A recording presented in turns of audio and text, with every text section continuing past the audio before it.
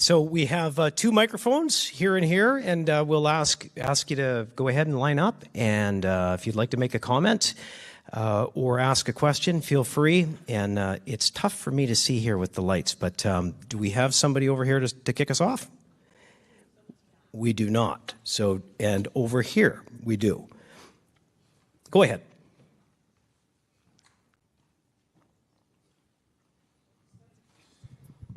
Hi, Michael. Hi, Rebecca. Hi, Stephen. How are you? And how's my favorite premier in the history of all of Alberta? Can we get a round of applause for Danielle Smith? My name is Rob Picard, and I'm personal friends with most people up there. And I think we have the best premier and who fights for us, and who's aggressive, and candidly has, you know, the biggest balls of all the premiers in all of Canada. So one more round of applause for Danielle. My question is for Premier Smith and my friend Michael Binion. I like what you said about Quebec. Quebec, you know, they seem to kind of get out of their contribution to Canada. Is it feasible to take their resources that they are not using right now and apply that to the system in a sense? What a great way to start the evening. I owe you $20 for sure, Robbie, for that. Mr. Binion, you want to jump in? Well, Robbie Picard is one of my favorites too, here from from Fort McMurray, and my family. I was born in Calgary. My grandparents were born all over Alberta, but I've never been to Fort McMurray, so I'm really pleased to be here. Thanks. Yeah, so I'll just make the one comment. The reason Robbie's asking me that question is my company discovered a very large natural gas project in Quebec, and I'll just give you a couple of points. One was one of the premiers, Pauline Marois, at one point said publicly, "Why should we develop our oil and gas? It would just reduce the equalization that we get." And so I don't actually mind the idea that if just like if a person's in hard times or a province is in hard times, that we might not want to help them out. But if you create a system that systemizes that to the point where a premier might say, hey, let's not even bother to develop our economy or our resources because we don't want to lose our equalization, it feels like there's something that needs to be changed. And so I certainly agree with the question of this video that Alberta should take a lead role in trying to change it. All right. Robbie, thank you. And Trevor, we have technical analysis we can provide to this, and probably will from other panelists, including the premier as the night goes on, but we'll go to another question over here. Hello, my name is Clyde Phillips. Like Robbie, I'm a huge fan of the premiers. I began university... You guys are using up your time on that, so... Yeah. When I was 17 in 1985, I began my political science degree.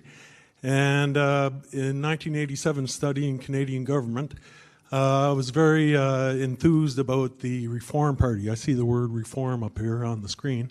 And one thing I believe with knowing about the populist ideology, I'd love to see the Premier take initiative to try to become someone that could change the Constitution as Prime Minister and look at an actual realistic strategy as we saw with the Reform Party in 1987, which kind of became what it is here today.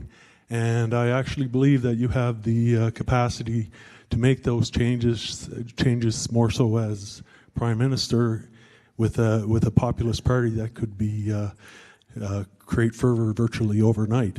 All right. Well over 45, but great question. So it was a constitution question, but this is equalization. I think he was also asking me if I was going to run for Prime Minister, to which I will have to say no.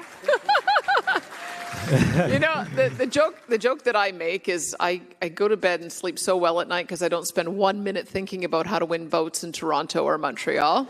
So I just think about how to win votes here. But there is we have a whole other section about whether we should be looking at constitutional change. So you might want to come up and give your ideas. I think there's about 9 different topics that we pursue in that video. So come back up to the mic when that one comes. You can tell me which ones you like the best. Excellent. Thank you. So equalization and transfers. Go ahead, sir. Hi. Appreciate everybody being here, the panel, and of course the Premier. I'm just going to keep it short here because the clock's ticking.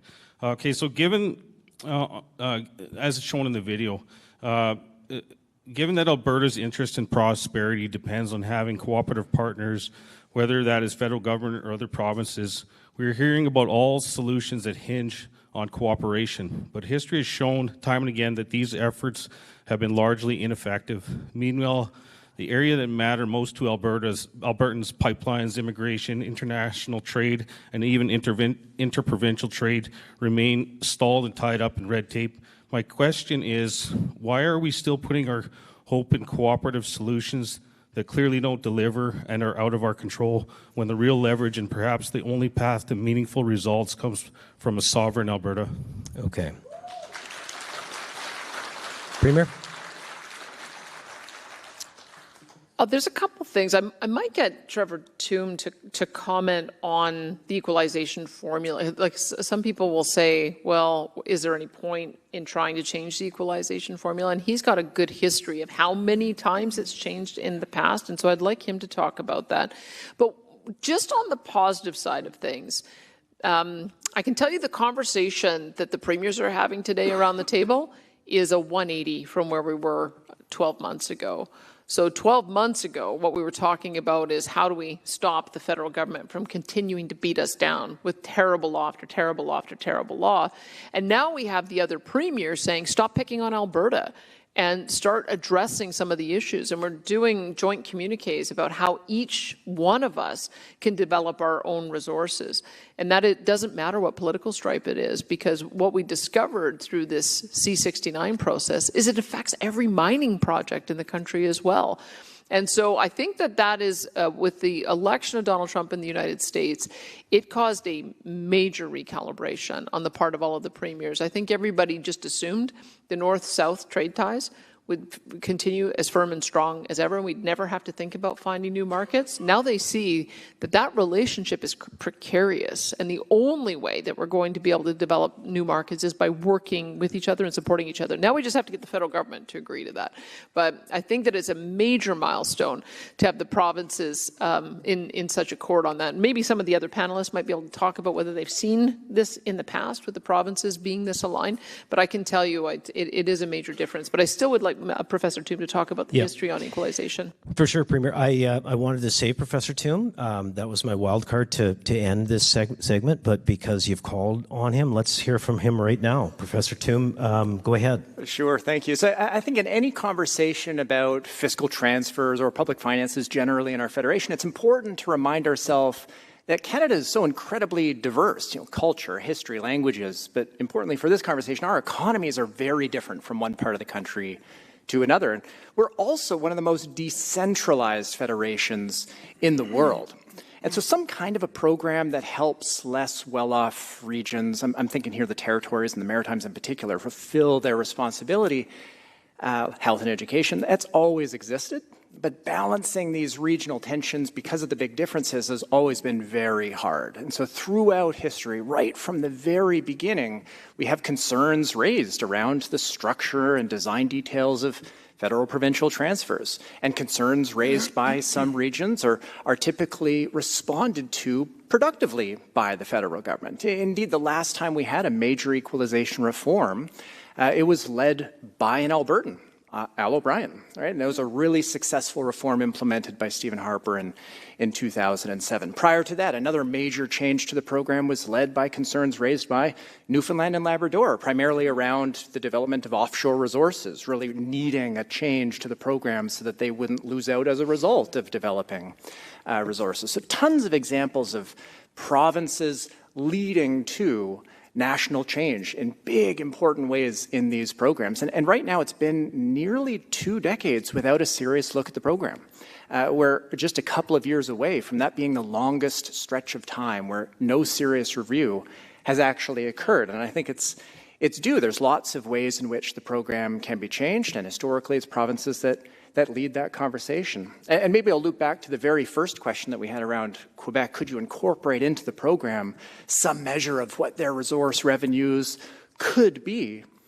Well, that's kind of how most of the formula works right now. We don't ask how much personal income tax or sales tax revenue you actually raise. We ask what you could raise at some average level of taxation. We just don't do that for resources. And it's tricky to do, but some small changes in how we treat hydroelectricity revenues, which are very important in Quebec, can have a very, very big change. Just to illustrate magnitudes here, if Quebec's power prices were 2 cents a kilowatt higher, and they would still maintain the lowest power prices, 2 cents a kilowatt higher, and we didn't fix the size of the equalization program as we do now, then Quebec's equalization payment would fall by about $4.2 billion this year. And so there are important ways in which how we design the details of the program can have big implications for the allocation of financial resources across the countries. But yeah, just to reemphasize the main point, it's provinces that typically lead that conversation.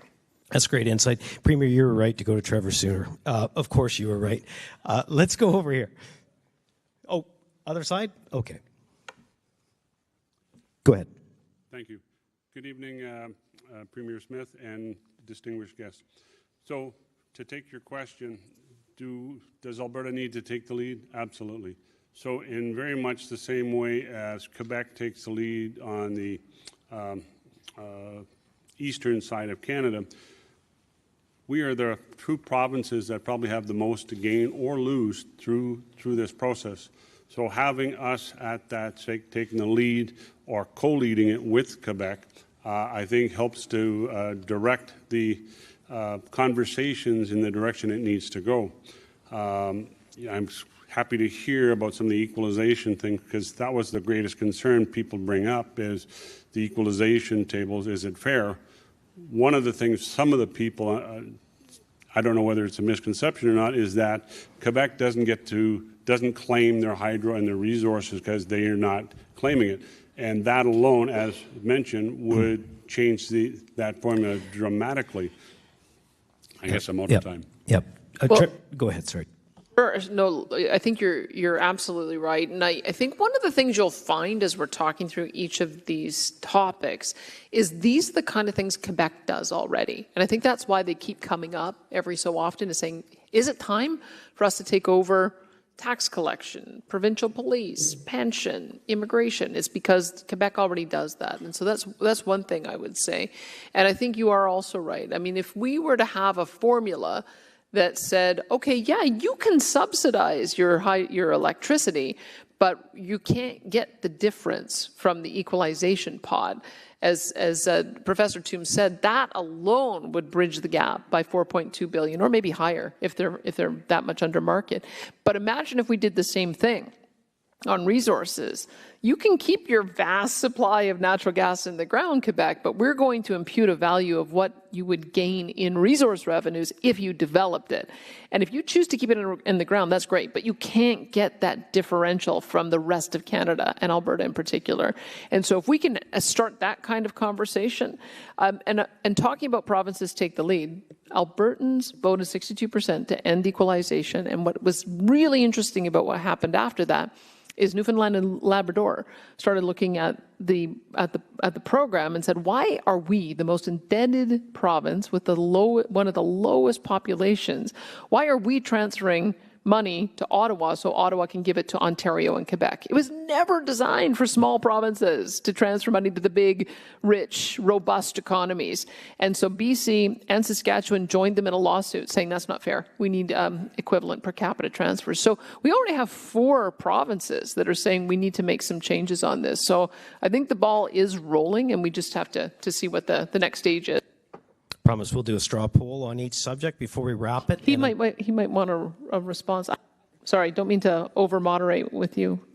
He and I were both talk show hosts at one point. But just because we've got a smaller audience, we might be able to allow for a follow-up. I think so. Okay, go ahead. Thank you. Yeah, that was my question for a follow-up.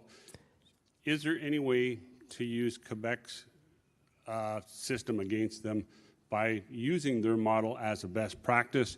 And basically, by using that model, it would kind of redistribute the fairness across, because we'd be using the same policies that Quebec is using against them. Can I pose that question to Michael Binion? And the reason you're looking at me like you're not sure, Michael, but this is what we discussed a little bit earlier. Are you comfortable to chat about some of this? Sure, well, it sort of comes up under the constitutional question in a way, but first of all, I want to make the comment, Premier, let's not start any discussions about leaving gas in the ground, please. I don't know, I'm not for that.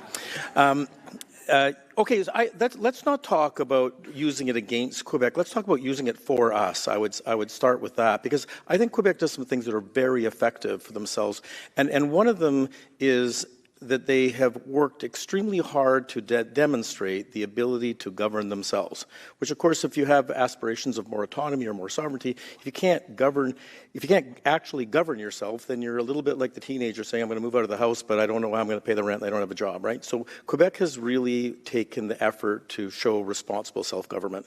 And I think that gives them a lot more impact when they talk about if we're not treated fairly within the Confederation, well, we actually are in a position to do something about it because they've shown they can govern themselves. And I think that's the number one thing Alberta can do, is to prove and demonstrate that we also can govern ourselves.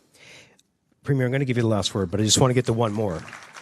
And then we got to move to the next subject. So go ahead, sir. Hello.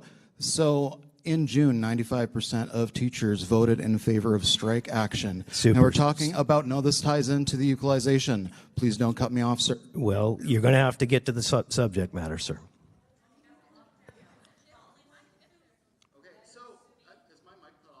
It is now, but we'll you should let him back see on. let's see if we can get it connected. Equalization and transfers, okay? So the criticism to Quebec was that they were not developing oil and gas, correct? Now, criticism we could do for Alberta's government currently is we're spending hundreds of millions of dollars on bad Tylenol, that we're spending money paying off Australian mining companies to not mine coal, and our own Brian Jean has kind of changed his mind back and forth on that one. Okay. Now, we are starting school on Tuesday, and I know you'll claim that the money to pay teachers would come from this equalization. But I look at the argument that Quebec could do better with their resources, with their funding, and could we not also do better, not waste money on Tylenol from Turkey, not waste money on coal, not waste all sorts of money through... Gotcha. Okay, so not happy with the budget. Thank you. Okay, so we do have... Do you want me to... You certainly don't have to, Premier. I mean, it's not... Well, I guess what I would say is that we have been in a situation for the last 10 years where we have disconnected spending from the creation of wealth. You can't just spend money. You have to create it first. You have to do all of the things in an economy that generates jobs, which generate personal income tax revenue, corporate income tax revenue, and royalties.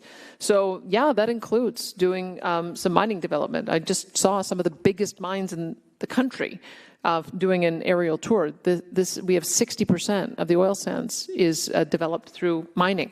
It generates $15 billion a year in resource revenue to us. So yes, we want to continue doing those kinds of things and defending them for the very reason that in doing so, we develop the revenue so that we can pay for all of the things that people care about: healthcare, education, and public services. One more thing I would say, and this is a little factoid that Professor Toom gave to me, is that if we aligned the tax revenue generation with the responsibilities, Alberta and all other provinces would be generating 70% of the tax revenues, because the things we do are expensive. Healthcare, education, and social supports are expensive. And yet, we only generate 40% of the tax revenues. Ottawa generates 60, and then they play this transfer game. So one of the things we're talking about, and was in the video, is how do we align our taxation power with our areas of responsibility? How do we do that? Can we initiate a conversation so that we can transfer those tax points? And I think that's a worthwhile conversation to have. Thank you, Premier. So here's the straw poll. We'll do these after every video and discussion. Should Alberta take a lead role in working with the other provinces to return federal transfers, reform federal transfers and equalization? Who says yay? Who would say nay? The yeas have it. Okay.